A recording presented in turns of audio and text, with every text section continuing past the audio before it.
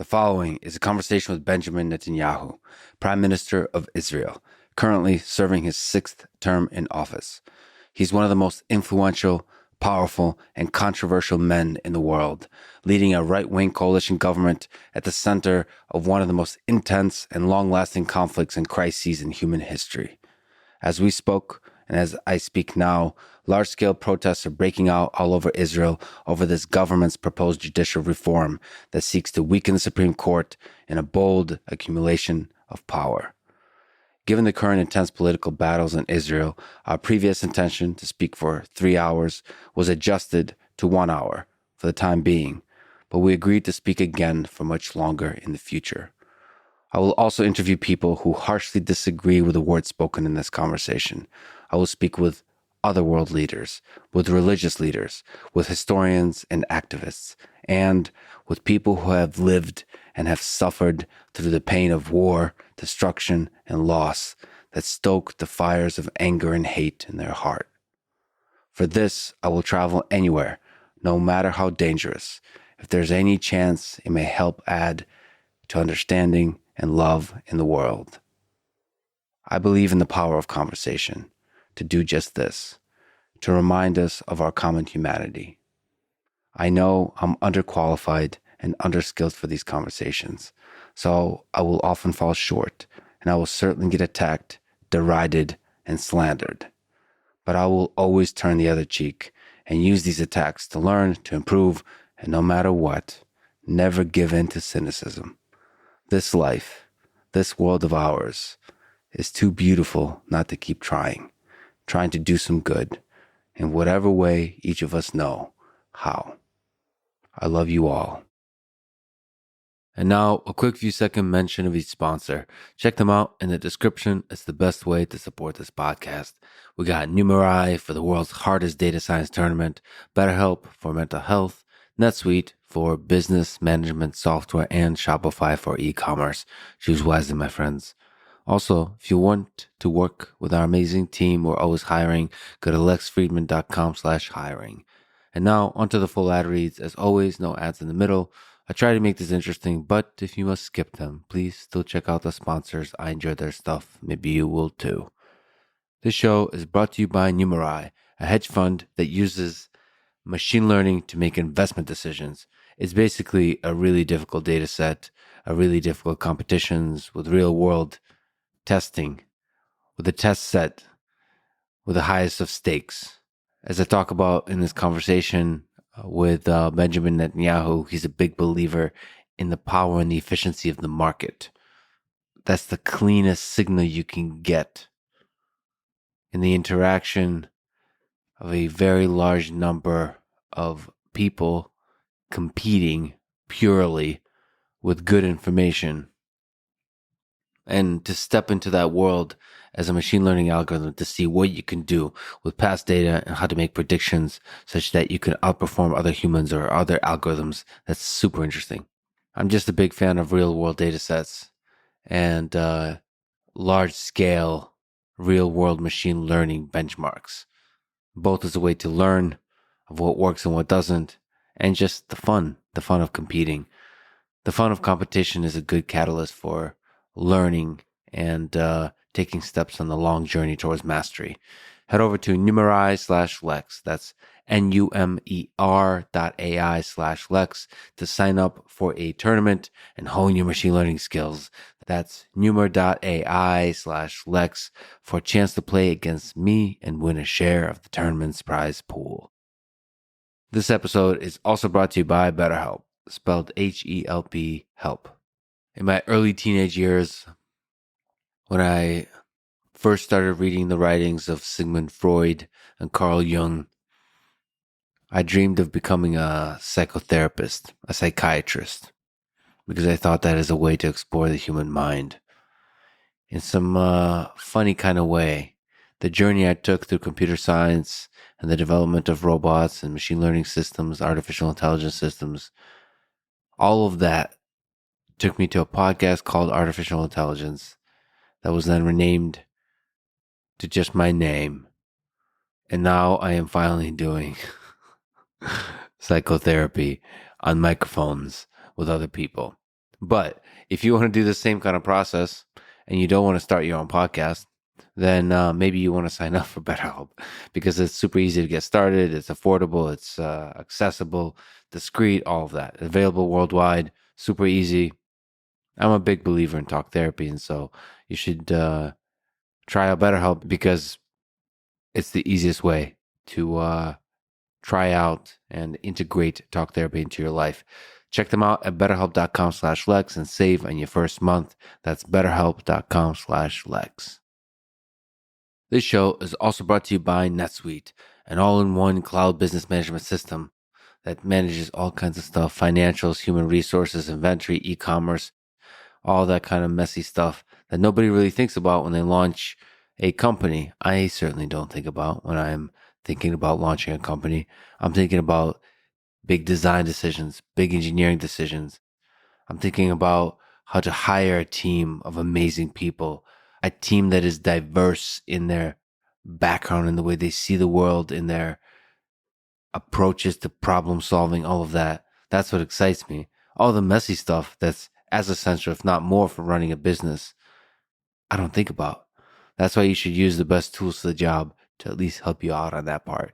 You can start now with no payment or interest for 6 months. Go to netsuite.com/Lex to access their one-of-a-kind financing program. netsuite.com/Lex. That's netsuite.com/Lex. This show is also brought to you by Shopify, a platform designed for anyone to sell anywhere, with a great looking online store that brings your ideas to life and tools to manage day-to-day operations. I've been wanting to put out some merch out there because I'm working with an amazing artist to help me out, create some awesome stuff. And I've been so lazy about it. And when I say lazy, I just mean my plate is so full. And I've been doing some extremely difficult travel, but also taking on these difficult projects and trying to figure out my life. But through all of that, a source of excitement, a source of opportunity for me is just how fun and easy it is to use Shopify to create your own store. So if that's the thing that's exciting to you, you should definitely do it. Go sell some cool stuff. It has thousands of integrations and third-party apps. It's basically so anything you want to do, you can get done. From on-demand printing to accounting to advanced chatbots, all that kind of stuff. Again, highly, highly, highly recommend you try out Shopify. Sign up for a $1 per month trial period at shopify.com/Lex. That's all lowercase. Go to shopify.com/Lex to take your business to the next level today. This is the Lex Friedman Podcast. To support it, please check out our sponsors in the description. And now, dear friends, here's Benjamin Netanyahu.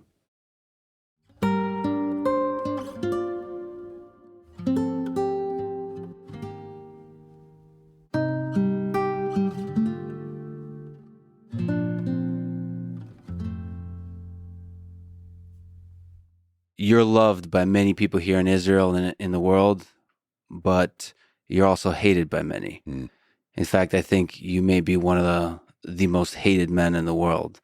So if there's a young man or a young woman listening to this right now who have such hate in their heart, what can you say to them to one day turn that hate into love? I disagree with the premise of your question. I think I've enjoyed a very broad support around the world. There are certain corners in which we have this animosity that you describe, and it sort of permeates in some of the newspapers and news organs and so on in the United States. But it certainly doesn't reflect the broad support that I have. I just gave an interview on an Iranian channel, 16 million viewers.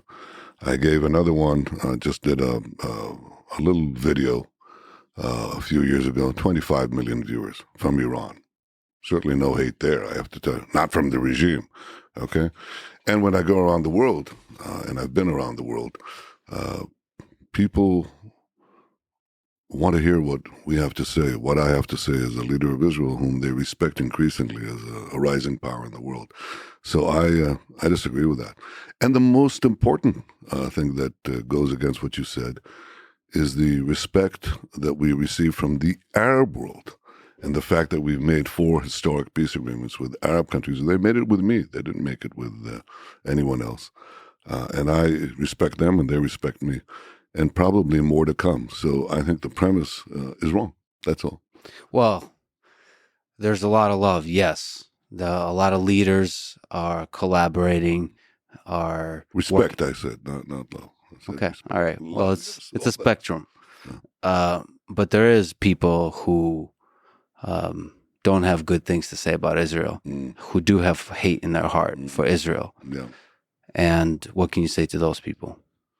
Well, I think they don't know very much. I think they're guided by a lot of ignorance. They don't know about Israel. They don't know that Israel is a stellar democracy, that it happens to be one of the most advanced societies on the planet, that what Israel develops helps humanity in every field, in medicine, in agriculture, in the environment, and telecoms, and talk about AI in a minute, but changing the world for the better. And spreading this among 6 continents. We've sent rescue teams more than any other country in the world, and we're 1/10 of 1% of the world's population. But when there's an earthquake or a devastation in Haiti or in the Philippines, Israel is there.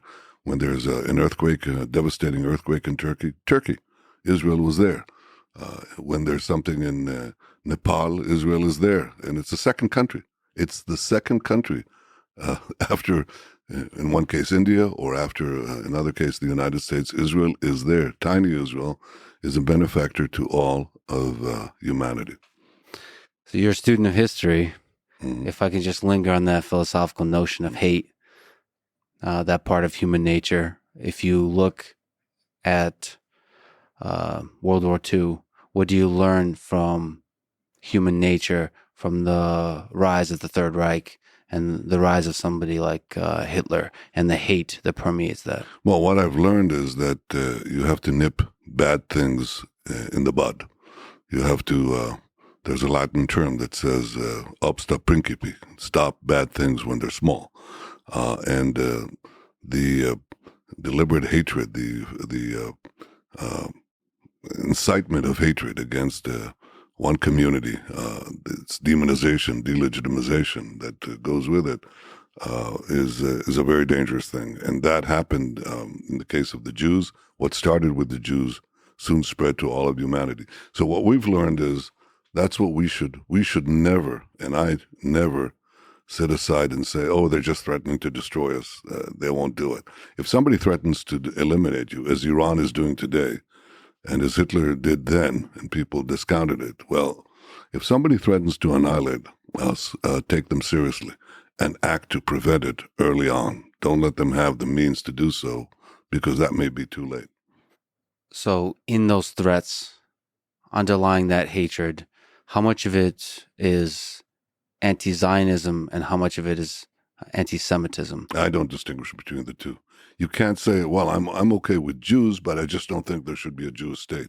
It's like saying, I'm not anti-American. I just don't think there should be an America. That's basically what people are saying vis-a-vis anti-Semitism and anti-Zionism. When you're saying anti-Zionism, you're saying the Jewish people don't have a right to have a state of their own, and that is a denial of a basic principle that I think completely unmasks what is involved here. Today, anti-Semitism is anti-Zionism. Those who oppose the Jewish people oppose the Jewish state. If we jump from human history to the current particular moment, there's protests in Israel now about the proposed judicial reform that gives power to your government to override the Supreme Court. So the critics say that this gives too much power to you, virtually making you a dictator. Yeah, well, that's ridiculous.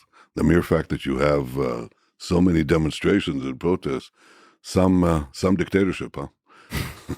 There's a lot of democracy here, more rambunctious and more robust than just anywhere on the planet. Can you steel man the case that this may give too much power to the coalition government, to the prime minister, not just to you, but to those who follow? No, I think that's complete hogwash, because I think there's There's very few people who are demonstrating against this. Quite a few, quite many, don't have an idea what is being discussed. They're basically being sloganized. You can sloganize.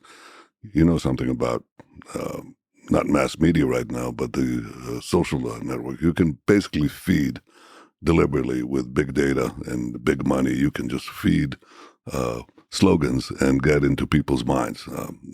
I'm sure you don't think I exaggerate because you can tell me more about that. And you can create mass mobilization based on these absurd slogans.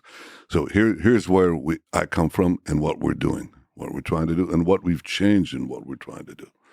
I'm a 19th century Democrat in my small d, yes, in my views. That is, I ask the question, what is democracy?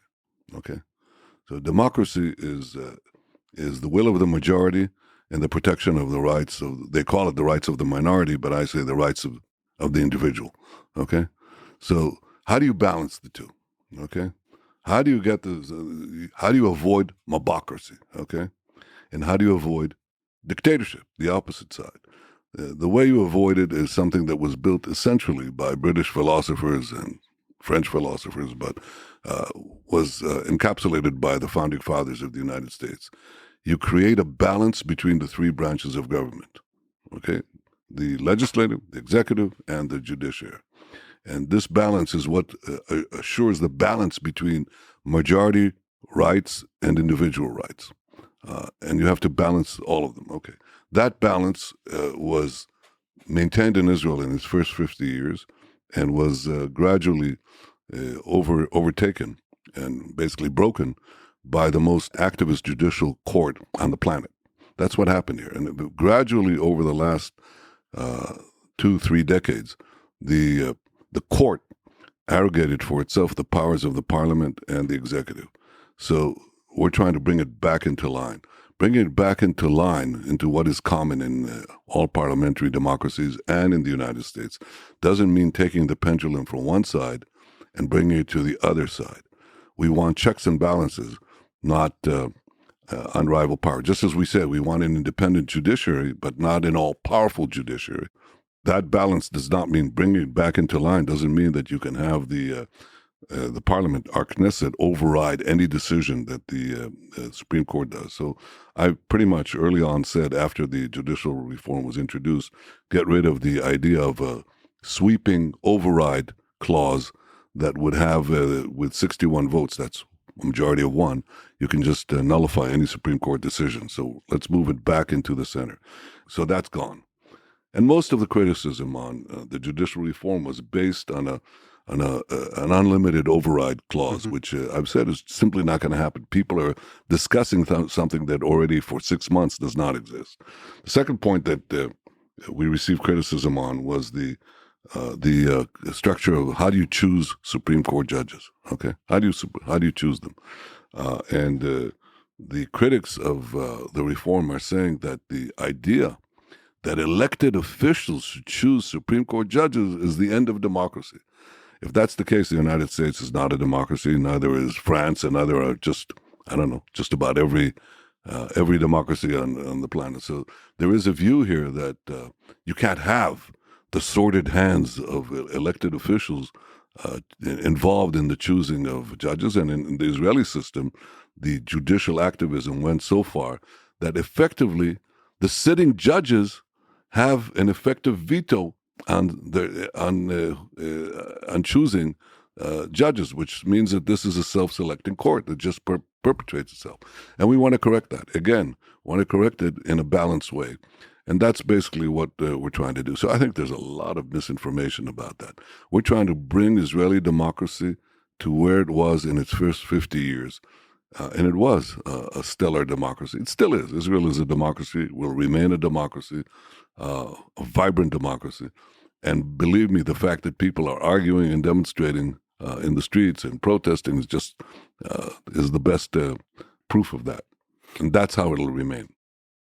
We spoke about tech companies offline. There's a lot of tech companies nervous about this judicial reform. Mm-hmm. Can you speak to why large and small companies have a future in Israel?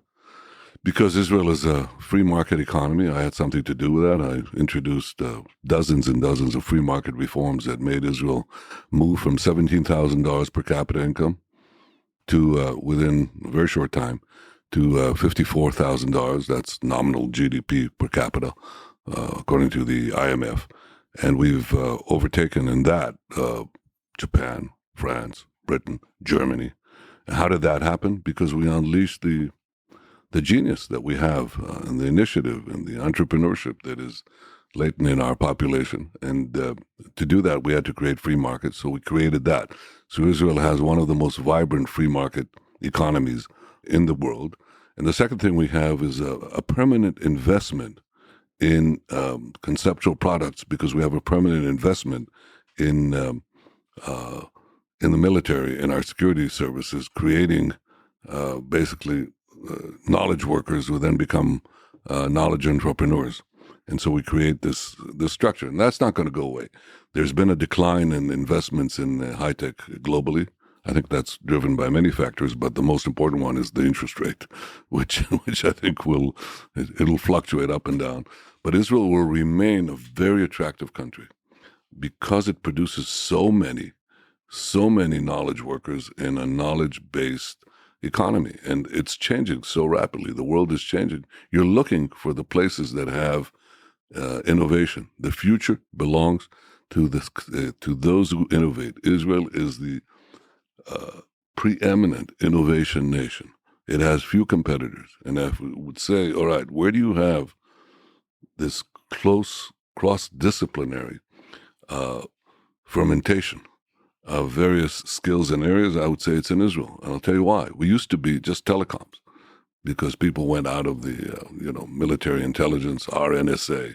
But that's been now broad-based. So you find it in medicine, you find it in biology, you find it in agri-tech, you find it everywhere. Everything is becoming technologized. And in Israel, everybody is dealing in everything.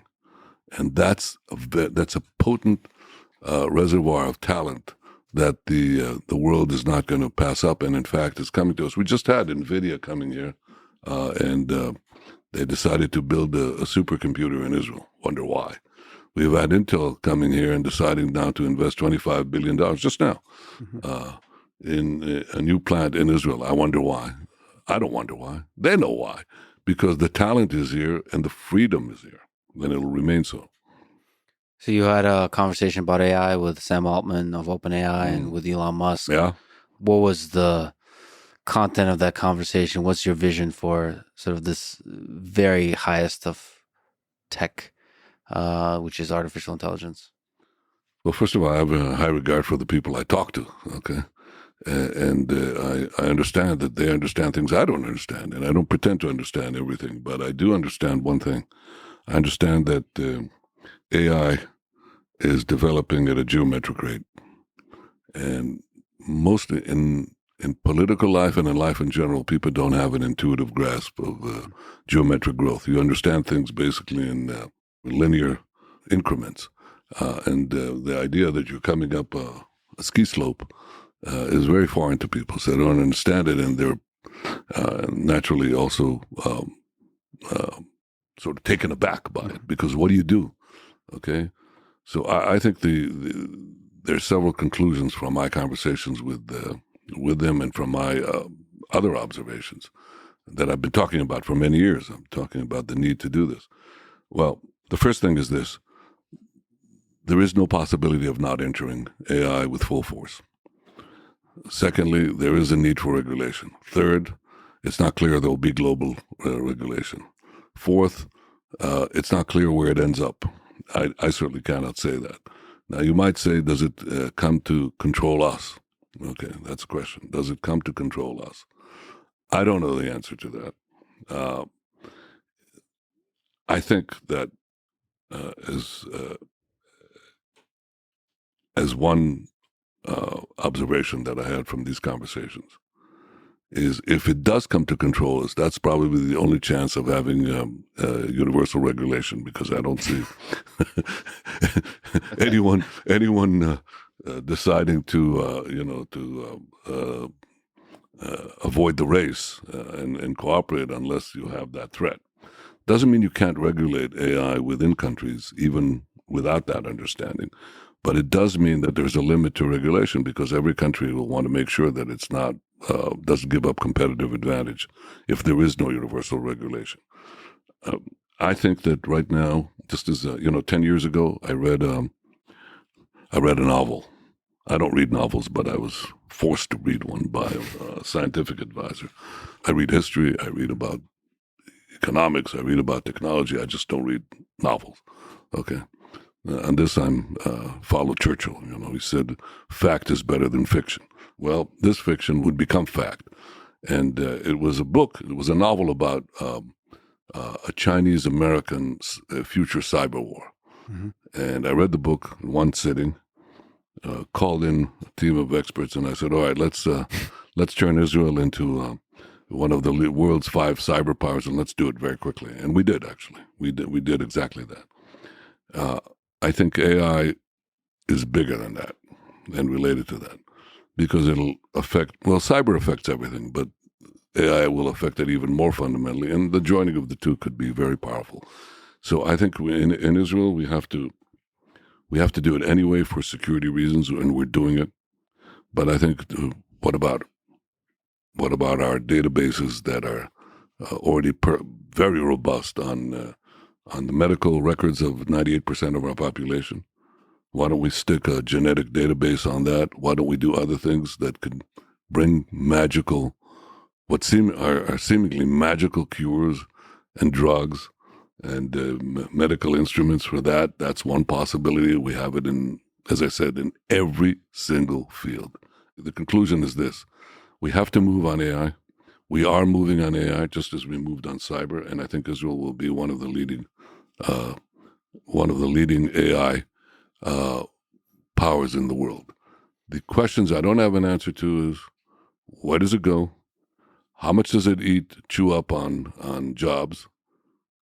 There's an assumption that I'm not sure is true, that the 2 big previous revolutions in the human condition, namely the agricultural revolution and the industrial revolution, definitely produced more jobs than they consumed. Okay, that is not obvious to me at all. I mean, I could see new jobs creating, and yes, I have that that comforting statement, but it's not quite true, because I think on balance they'll probably consume more jobs, many more jobs than they'll create. At least in the short term. And we don't know about the long term. No, I don't know about the long term, but I used to have the comfort, being a free market guy. I always said, we're going to produce more jobs than, by, limiting certain government jobs. We're actually putting out in the market will create more jobs, which obviously happened. We had one telecom company, a government company. When I said we're going to create competition, they said, you're going to run us out. We're not going to have more workers. Yeah, they had 13,000 workers. They went down to 7, but we created another 40,000 in the other companies. So that was a comforting thought. I always knew that was true. Okay. Not only that, I also knew that wealth would spread by opening up the markets, completely opposite to the socialist and semi-socialist creed that they had here. They said you're going to make the rich richer and the poor poor. No, and made everyone richer. And actually, the people who entered the job market because of the reforms we did actually became a lot richer on the lower ladders of the socioeconomic measure. But here's the point: I don't know that we will not have what Elon Musk calls the end of scarcity. So you'll have the end of scarcity. You'll have enormous productivity. Very few people are producing enormous added value. You're going to have to tax that to pass it to the others, okay? You're going to have to do that. That's a political question. I'm not sure how we answer that. What if you tax and somebody else doesn't tax? You're going to get everybody to go there. That's an issue, an international issue that we constantly have to deal with. And the second question you have is, suppose you solve that problem and you deliver money, okay, to those who are not involved in the AI economy. What do they do? The first question you ask somebody whom you just met after the polite, the polite exchanges, is what do you do, right? Well, people define themselves by their profession, and it's going to be difficult if you don't have a profession. And people will spend more time self-searching. They'll more time in the arts, more time in leisure. I understand that. If I have to bet, it will annihilate many more jobs than it will create, and it'll force a structural change in our economics, in our economic models, and in our politics. And I'm not sure where it's going to go. And that's something we have to respond to at the nation level and just as a human civilization. Both the threat of AI to just us as a human species, and then the effect on the jobs, and like you said, cybersecurity. And what do you think? You think we're going to lose control? No, first of all, I do believe, maybe naively, that it will create more jobs than it takes. Write that down and we'll check it. It's on record. And we don't say we'll check it after our lifetime. No, we'll see it in a few years. We'll see it in a few years. Oh. I'm really concerned about cybersecurity and the nature of how that changes with the power of AI. And in terms of existential threats, I think there will be so much threats that aren't existential along the way that's the thing I'm mostly concerned about. Versus AI taking complete control and becoming sort of superseding the human species. Although that is something you should consider seriously because of the exponential growth of its capability. It's exactly the exponential growth which we understand is before us, but we don't really, it's very hard to project forward. To really understand. That's right. Exactly right. So, I deal with what I can and where I can affect something. I tend not to worry about things I don't control because at a certain point, there's no point. I mean, you have to decide what you're spending your time on. So I think, in practical terms, I think we'll make Israel a formidable AI power. We understand the limitation of scale, computing power, and other things. But I think within those limits, I think we can make here this miracle that we did in many other things. We do more with less. I don't care if it's water, the production of water, or the production of energy, or the production of knowledge, or the production of cyber capabilities, defense, and other. We just do more with less. And I think in AI, we're going to do a lot more with a relatively small but highly gifted population, very gifted. So taking a small tangent, as we talked about offline, you have a background in Taekwondo. Oh, yeah. We mentioned Elon Musk. I've trained with both. Just as a quick question, who do you have? Who are you betting on in a fight? Well, I refuse to answer that. I will say this. Such a politician you are. Yeah, of course. Here I'm a politician. I'm openly telling you that I'm dodging the question, okay? But I'll say this. I spent 5 years in our special forces in the military, and we barely spent a minute on martial arts. I actually learned Taekwondo later when I came to, it wasn't even at MIT. At MIT, I think I did karate, but when I came to the UN, I had a martial arts expert, and he taught me Taekwondo, which was kind of interesting. Now, the question you really have to ask is, why didn't we learn martial arts in this special elite unit? Mm-hmm. And the answer is, there's no point. If you saw Indiana Jones, there's no point. You just, pull the trigger. That's simple. Now, I don't expect anyone to pull the trigger on this combat, and I'm sure you'll make sure that doesn't happen. Yeah, I mean, martial arts it's bigger than just combat. It's this kind of journey of humility, and sure. It has it's an art form. It truly is an art. Mm. But it's fascinating that these two figures in tech are facing each other, and I won't ask a question of who you would face and how you would do, but well, I'm facing opponents all the time. All the time? Yeah, that's part of life. But not part of life. Part of life is not yet. I'm not sure about that. Are you announcing fights? Okay. No. Part of life is competition. The only time competition ends is death. But political life, economic life, cultural life is engaged continuously in creativity and competition. And The problem I have with that, as I mentioned earlier, just before we began the podcast, is that at a certain point, you want to put barriers to monopoly. And if you're a really able competitor, you're going to create a monopoly. That's what Peter Thiel says is a natural course of things. It's what I learned basically in the Boston Consulting Group. If you're a very able competitor, you'll create scale advantages that give you the ability to lock out your competition. And as a prime minister, I want to assure that there is competition in the market, so you have to limit this competitive power at a certain point. And that becomes increasingly hard in a world where everything is intermeshed. Where do you define market segments? Where do you define monopoly? How do you do that? That is that actually conceptually I find very challenging, because of all the dozens of of economic reforms that I've made, the most difficult part is the conceptual part. Once you've ironed it out, you say, here's what I want to do, here's the right thing to do, then you have a practical problem of overcoming union resistance, political resistance, press calumny, opponents from this or that corner. That's a practical matter. But if you have it conceptually defined, you can move ahead to reform economies or reform education or reform transportation. Fine. In the question of the growing power of large companies, big tech companies, to monopolize the markets because they're better at it. They provide a service. They provide it at lower cost, at rapidly declining cost. Where do you stop? Where do you stop monopoly power is a crucial question, because it also becomes now a political question.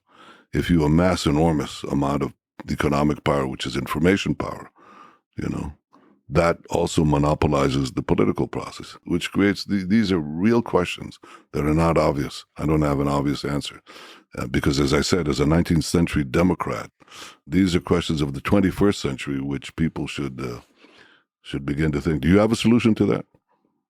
The solution of monopolies growing arbitrarily, unstoppably in power. In economic power and therefore in political power. I mean, some of that is regulation. Some of that is competition. You know where to draw the line? It's not breaking up AT&T. It's not that simple. Well, I believe in the power of competition, that there will always be somebody that challenges the big guys, especially in the space of AI. The more open source movements are taking hold, the more the little guy can become the big guy. So you're saying basically the regulatory instrument is the market? In large part, in most part. Mm-hmm. That's the hope. Maybe I'm a dreamer. That's been in many ways my policy up to now. Okay? That the best regulator is the market. The best regulator in economic activity is the market. And the best regulator in political matters is the political market. That's called elections. That's what regulates. You have a lousy government, and people make lousy decisions. Well, you don't need the wise men raised above the masses to decide what is good and what is bad. Let the masses decide. Let them vote every 4 years or whatever, and they throw you out. By the way, it happened to me. There's life after political death. There's actually political life. I was reelected 5 or 6 times, and this is my 6th term. So, I believe in that. I'm not sure that in economic matters, in the geometric growth of tech companies, that you'll always have the little guy, the nimble mammal that will come out and slay the dinosaurs or overcome the dinosaurs, which is essentially what you said. Yeah, I wouldn't count out the little guy. You wouldn't count out the little guy. Well, I hope you're right. Well, let me ask you about this market of politics. So you have served 6 terms as prime minister, over 15 years in power. Let me ask you again, human nature. Do you worry about the corrupting nature of power on you as a leader, on you as a man? Not at all, because I think that the thing that drives me is nothing but the mission that I took to assure the the survival and thriving of the state, the Jewish state. That is, its economic prosperity, but its security and its ability to achieve peace with our neighbors. And I'm committed to it. I think there are many things that have been done. There are a few big things that I can still do, but it doesn't only depend on my sense of mission. It depends on the market, as we say. It depends really on the will of the Israeli voters. And the Israeli voters have decided to vote for me again and again, even though I wield no power in the press, no power in many quarters here, and so on. Nothing. I mean, I'm going to be very soon the longest serving prime minister in the last half century in the Western democracies. But that's not because I amass great political power in any of the institutions. I remember I had a conversation with Silvio Berlusconi, who recently died, and he said to me about, 15 years ago, something like that. He said, "So, Bibi, how many of Israel's television stations do you have?" And I said, "None." He said, "You have none?" Do you have? Do you have? I said, "None. I have two." Yeah. He said, No, but what, you mean you don't have any that you control? I said, "Not only do I have none that I control, they're all against me." So he says, "So how do you win elections?" And, with both hands tied behind your back. And I said, "The hard way." That's why, I have the largest party, but I don't have many more seats that I would have if I had a sympathetic voice in the media. And Israel until recently, was dominated completely by one side of the political spectrum that, often vilified me. Not me, because they viewed me as representing basically the conservative voices in Israel that are majority. And so the idea that I'm an omnipotent, authoritarian dictator is ridiculous. I am, I would say, I'm not merely a champion of democracy and democratization. I believe ultimately the decision is with the voters, and the voters, even though they've had, they have constant press attacks, they have chosen to put me back in. So I don't believe in this thing of amassing the corrupting power. If you don't have elections, if you control the means of influencing the voters, I understand what you're saying. But in my case, it's the exact opposite. I have to constantly go in elections, constantly, with a disadvantage that the major media outlets are very violently sometimes against me. But it's fine, and I keep on winning. So I don't know what you're talking about. I would say the concentration of power lies elsewhere, not here. Well, you have been involved in several corruption cases. How much corruption is there in Israel? And how do you fight it in your own party and in Israel? Well, you should ask a different question. What's happened to these cases? These cases have basically are collapsing, and before our eyes, there was recently an event in which the three judges in my case, called in the prosecution and said, your flagship, the bribery charge, so-called bribery charge, is gone, doesn't exist. Before a single defense witness was called, and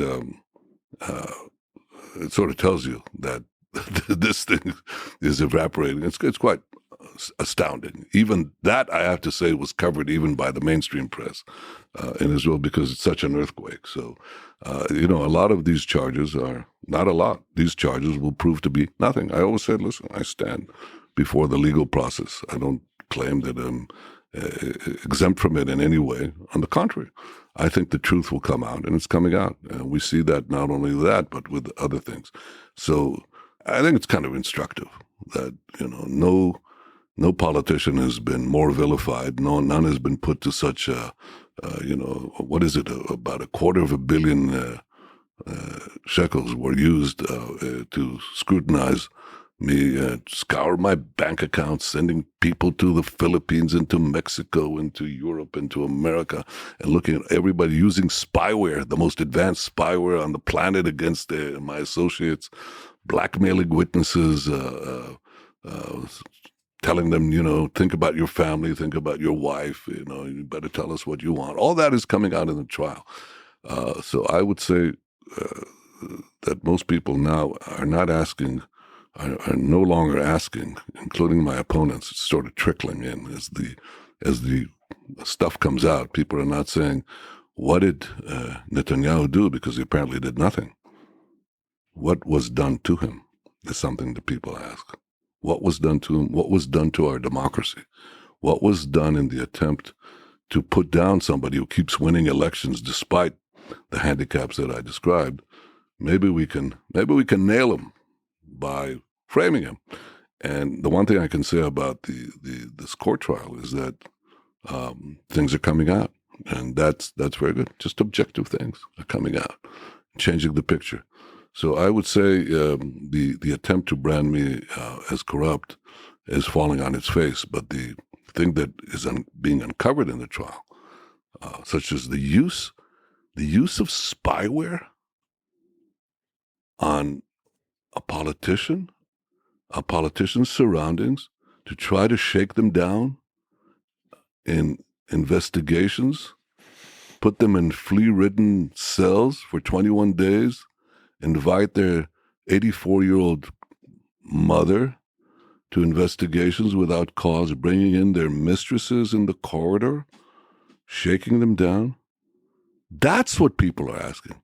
That corruption is what they want corrected. What is the top obstacle to peaceful coexistence of Israelis and Palestinians? Let's talk about the big question of peace in this part of the world. Mm-hmm. Well, I think the reason you have the persistence of the Palestinian-Israeli conflict, which goes back about a century, is the persistent Palestinian refusal to recognize a Jewish state, a nation state for the Jewish people in any boundary. That's why they opposed the establishment of the state of Israel before we had a state, and that's why they've opposed it after we had a state. They opposed it when we didn't have Judea and Samaria, the West Bank in our heads, and Gaza, and they oppose it after we have it. Doesn't make a difference. It's basically their persistent refusal to recognize a Jewish state in any boundaries. And I think their tragedy is that they've been commandeered for a century by leadership that refused to compromise with the idea of Zionism, namely that the Jews deserve a state in this part of the world. The territorial dispute is something else. You have a territorial dispute if you say, okay, you're living on this side, we're living on that side, let's decide where the border is, and so on. That's not what the argument is. The Palestinian society, which is itself fragmented, but all the factions agree there shouldn't be a Jewish state anywhere, okay? They just disagree between Hamas that says, oh, well, you should have it, we should get rid of it with terror, and the others who say, well, no, we should also use political means to dissolve it. So that is the problem. So even as part of a two-state solution, they're still against the idea. Well, they don't want a state next to Israel. They want a state instead of Israel. And they say, if we get a state, we'll use it as a springboard to destroy the smaller Israeli state, which is what happened when Israel unilaterally walked out of Gaza and effectively established a Hamas state there. They didn't say, oh, good, now we have our own territory, our own state. Israel is no longer there. Let's build peace. Let's build, economic projects. Let's enfranchise our people. No, they turned it into a terror bastion from which they fired 10,000 rockets into Israel. When Israel left Lebanon, because we had terrorist attacks from there, then we had Lebanon taken over by Hezbollah, a terrorist organization that seeks to destroy Israel. And therefore, every time we just walked out, what we got was not peace. We didn't give, territory for peace. We got territory for terror. That's what we had. And that's what would happen as long as the reigning ideology says we don't want Israel in any border. So the idea of two states assumes that you'd have on the other side a state that wants to live in peace and not one that will be overtaken by Iran and its proxies in 2 seconds and become a base to destroy Israel. And therefore, I think that most Israelis today, if you ask them, they'd say it's not going to work, and that concept. So what do you do? What do you do with the Palestinians? Okay, they're still there, and unlike them, I don't want to throw them out. They're going to be living here, and we're going to be living here in an area which is, by the way, just to understand, the entire area of so-called West Bank and Israel is the width of the Washington Beltway, more or less, just a little more, not much more. You can't really divide it up. You can't say, well, you're going to fly in. Who controls the airspace? Well, it takes you about 2.5 minutes to cross it with a regular, 747. Okay, with a fighter plane, it takes you a minute and a half. Okay, so you're not.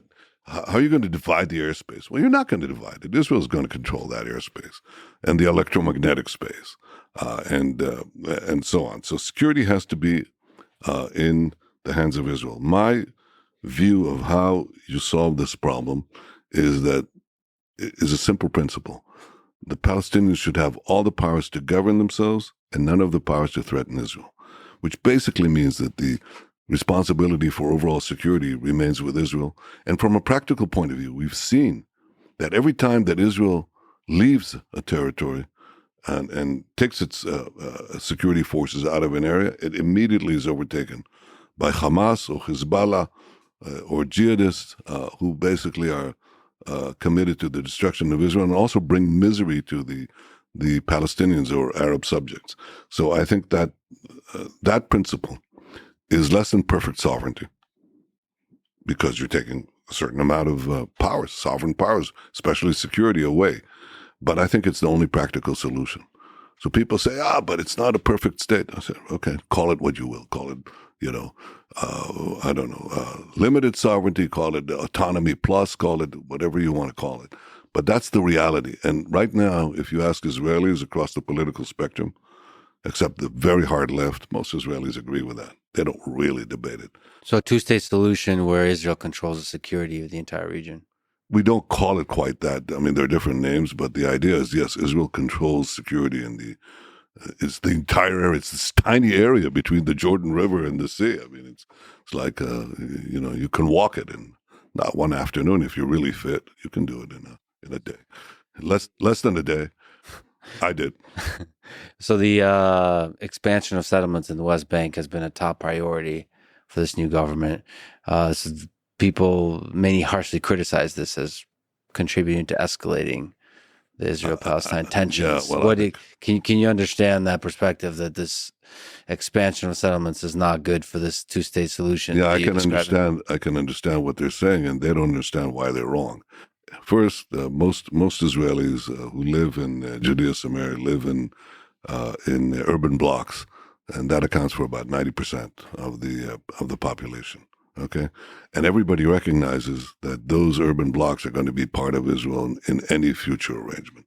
So they're really arguing about something that has already been decided and agreed upon, really by Americans, even by Arabs, many Arabs.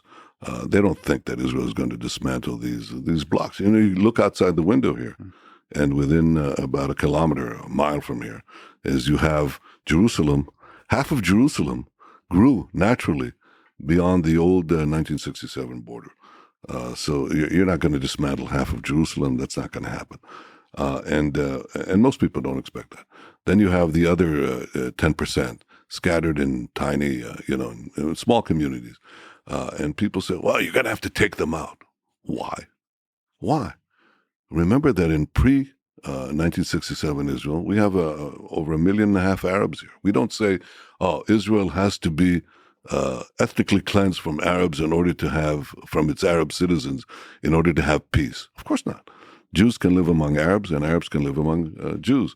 And what is being advanced by those people who say that we can't live in our ancestral homeland in these disputed areas? Nobody says that this is Palestinian areas, and nobody says that these are Israeli areas. We claim them, they claim them. We've only been attached to this land for 3,500 years, but but it's a dispute. I agree. But I don't agree that we should throw out the Arabs, and I don't think that they should throw out the Jews.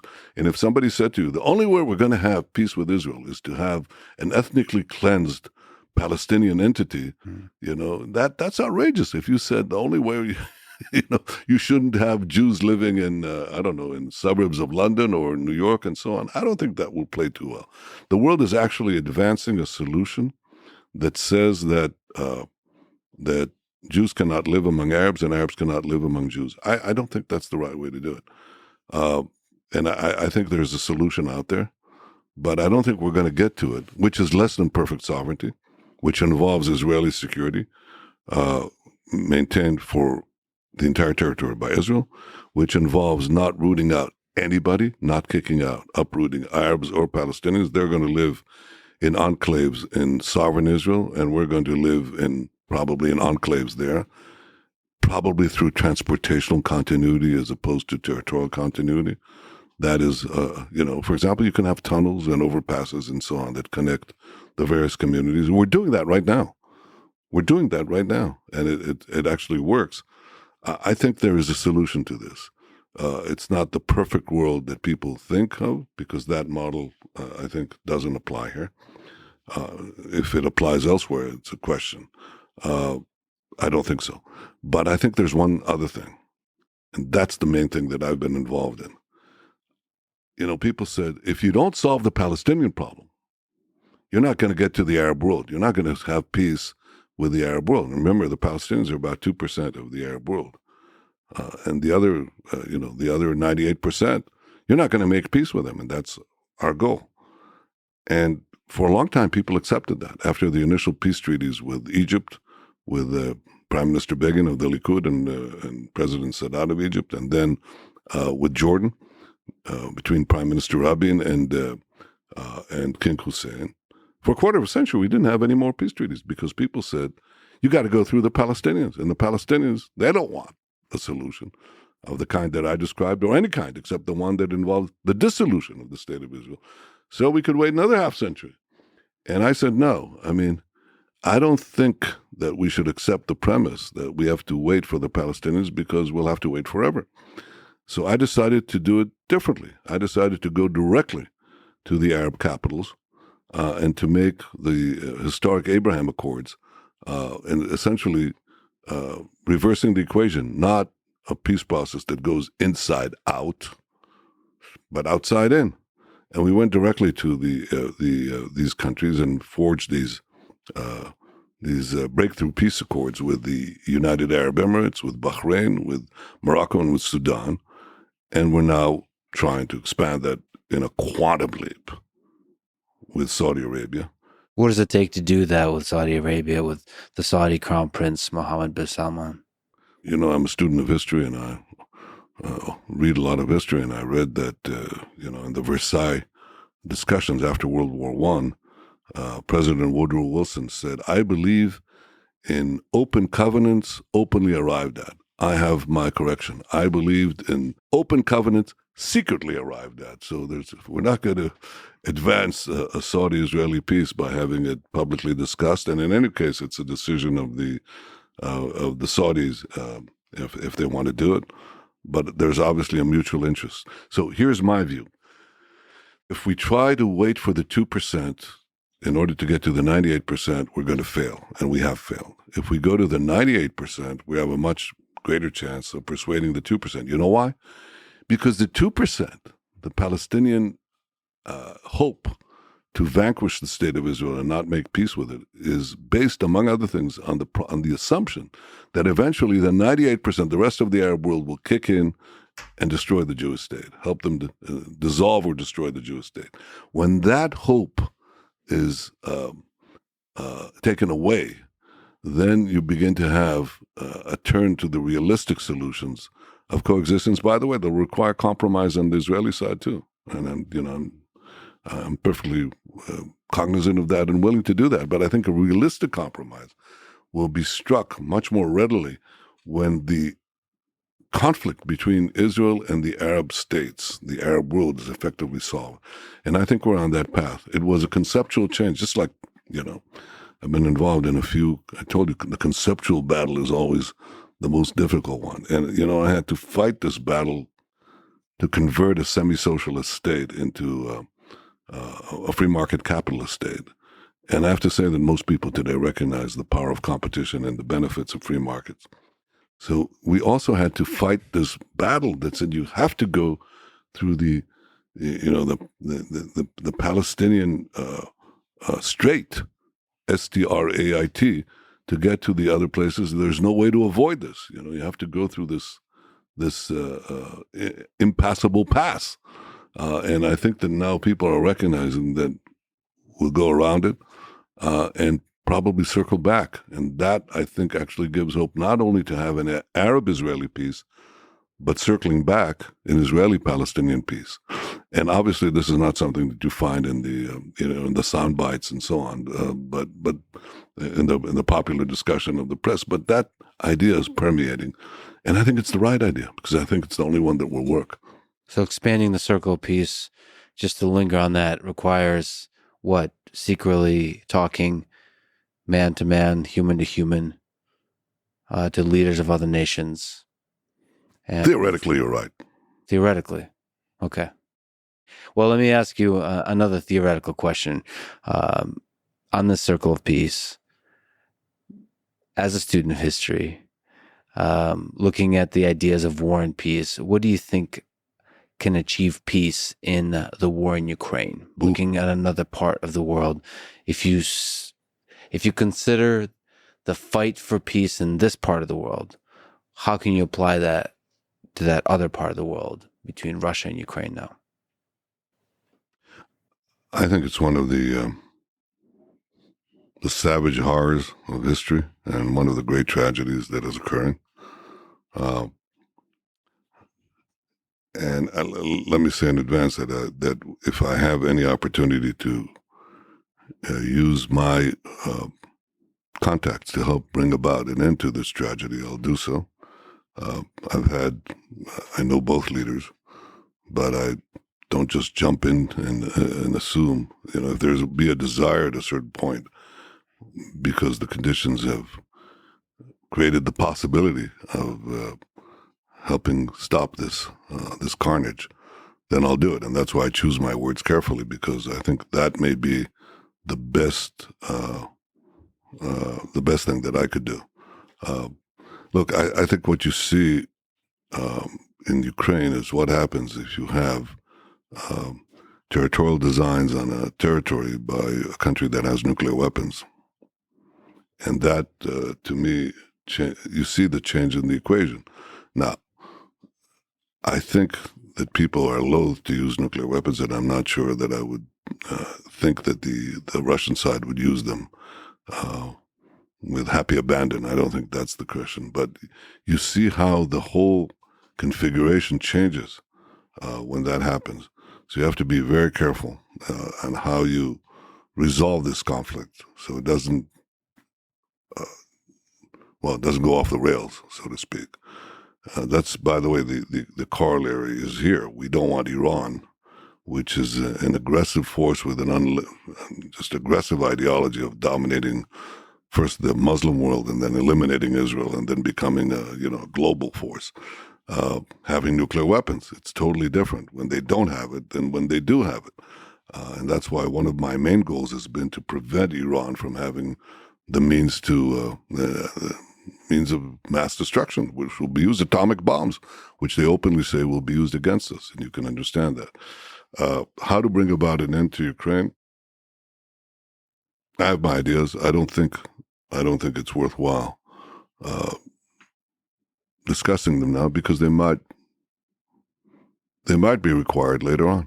Do you believe in the power of conversation, since you have contacts with Volodymyr Zelensky and Vladimir Putin, just leaders sitting in a room and discussing how the end of war can be brought about?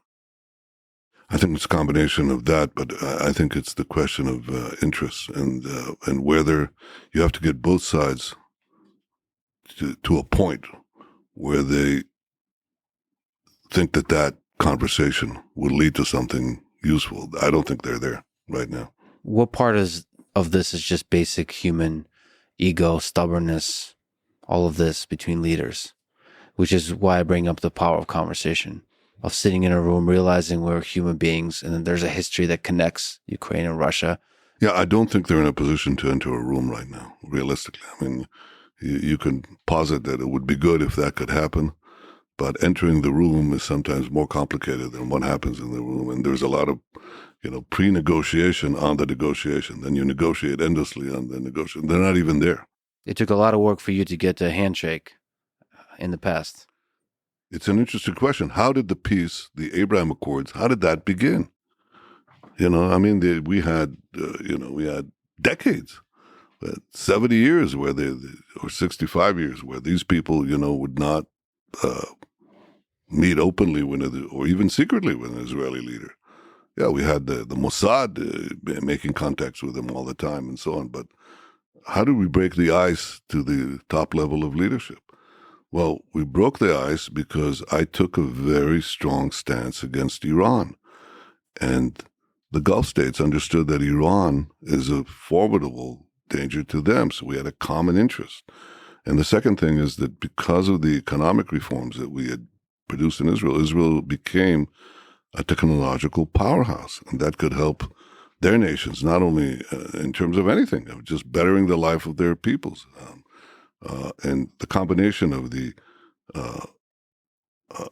desire to have some kind of protection against Iran or some kind of cooperation against Iran and civilian economic cooperation came to a head when I gave a speech in the American Congress, which I didn't do lightheartedly. I had to decide to challenge a sitting American president and on the so-called Iranian deal, which I thought would pave Iran's path with gold to be an effective nuclear power. That's what would happen. So I went there. And in the course of giving that speech before the joint session of Congress, our delegation received calls from Gulf states who said, we can't believe what your prime minister is doing. He's challenging, the president of the United States. Well, I had no choice. Because I thought my country's own existence was imperiled. And remember, we always understand through changing administrations that America, no matter what leadership, is always the irreplaceable and indispensable ally of Israel. And will always remain that. We can have arguments as we have. But in the family, as we say, in the mishpocha, it's the family. But nevertheless, I was forced to take a stand. That produced calls from Gulf states that ultimately led to clandestine meetings that ultimately flowered into the Abraham Accords. And I think we're at a point where the idea of ending the Arab-Israeli conflict, not the Palestinian-Israeli conflict, the Arab-Israeli conflict can happen. I'm not sure it will. It depends on quite a few things, but it could happen.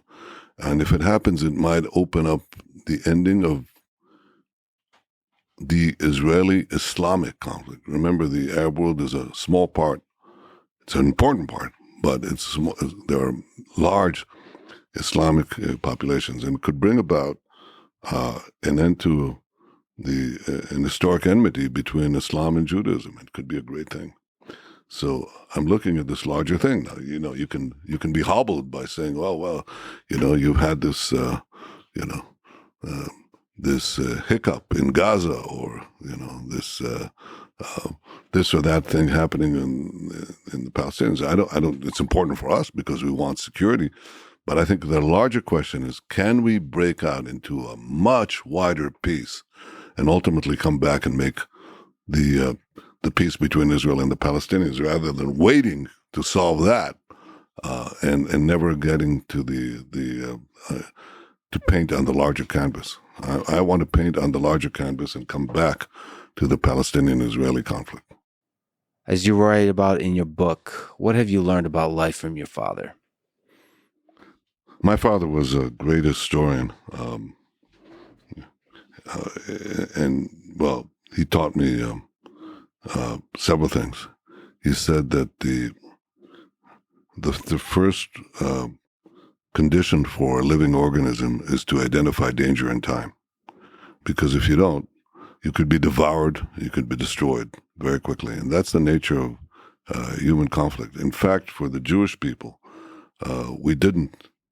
We lost the capacity to identify danger in time, and we were almost devoured and destroyed by the Nazi threat. So when I see somebody parroting the Nazi goal of destroying the Jewish state, I try to mobilize the country and the world in time, because I think Iran is a global threat, not only a threat to Israel. That's the first thing. The second thing is, I once asked him, before I got elected, I said, well, what do you think is the most important quality for a prime minister of Israel? And he came back with a question, what do you think? And I said, well, you have to have vision, and you have to have the flexibility of navigating and working towards that vision. Be flexible, but understand where you're heading.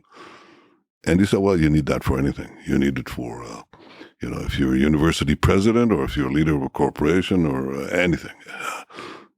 Anybody would have to have that. I said, all right, so what do you need to be the leader of Israel? He said, he came back to me with a word that stunned me. He said, education. You need a broad and deep education, or you'll be at the mercy of your clerks,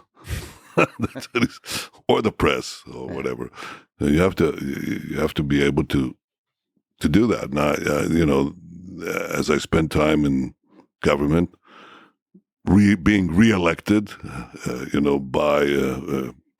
by the people of Israel, I recognize more and more how right he was. You need to constantly ask yourself, where's the direction we want to take the country? How do we achieve that goal? But also understand that new disciplines are being added. You have to learn all the time. You have to learn all the time. You have to add to your intellectual capital all the time. Kissinger said that, he wrote that once you enter public life, you begin to draw on your intellectual capital, and it'll be depleted very quickly if you stay a long time. I disagree with that. I think you have to constantly increase your understanding of things as they change, because my father was right. You need to broaden and deepen your education as you go along. You can't just sit back and say, well, I studied some things in university or in college or in Boston or at MIT, and that's enough. I've done it. No. Learn. Never stop. And if I might suggest, as part of the education, I would add in a little literature, maybe Dostoevsky, in the plentiful of time you have as a prime minister to read. Well, I read him, but I'll tell you what I think is bigger than Dostoevsky. Oh, no. Yeah. Oh, who's that? Not who's that, but what's that? Mm-hmm. Dan Rather came to see me with his grandson a few years ago, and he asked me, the grandson asked me, he was a student in Ivy League college, and he said he's 18 years old and he wants to study to enter politics. Mm-hmm. And he said, what's the most important thing that I have to study to enter a political life? And I said, you have 3 things you have to study. Okay? History, and history. That's the fundamental discipline for political life. But then you have to study other things. Study economics, study politics, and so on, and study the military.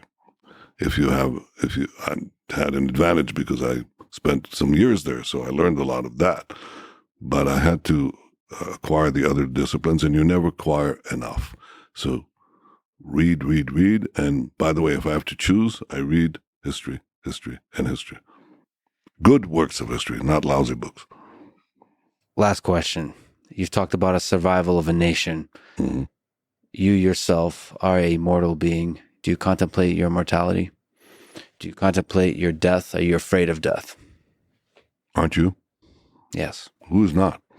I mean, if you're a conscience, if you're a being with conscience, I mean, one of the unhappy things about the human brain is that it can contemplate its own demise.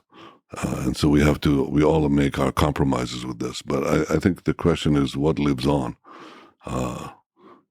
What lives on beyond us? And I think that you have to define how much of posterity do you want to influence. I cannot influence the course of humanity. We all are specks, little specks. So that's not the issue. But in my case, I've devoted my life to a very defined purpose, and that is to assure the future and security and I would say permanence, but that is obviously a limited thing, of the Jewish state and the Jewish people. And I don't think one can exist without the other. So I've devoted my life to that, and I hope that in my time on this earth and in my years in office, I'd have contributed to that. Well, you had one heck of a life, starting from MIT to 6 terms as prime minister. Thank you for this stroll through human history and for this conversation. It was an honor. Thank you, and I hope you come back to Israel many times. Remember, it's the innovation nation. It's a robust democracy. Don't believe all the stuff that you're being told. It'll remain that. It can't be any other way. And I'll tell you the other thing. It's the best ally of the United States. And its importance is growing by the day because our capacities in the information world are growing by the day. We need a coalition of the like-minded smarts. This is a smart nation, and we share the basic values of freedom and liberty with the United States. So the coalition of the smarts means Israel is the sixth eye, and America has no better ally. All right, now off mic, I'm going to force you to finally tell me who's going to win, Elon Musk or Mark Zuckerberg, but that's it's a good time to end. We ran out of time here. I'll tell you outside. Thanks for listening to this conversation with Benjamin Netanyahu. To support this podcast, please check out our sponsors in the description. And now, let me leave you with some words from Mahatma Gandhi. An eye for an eye will only make the whole world blind. Thank you for listening, and hope to see you next time.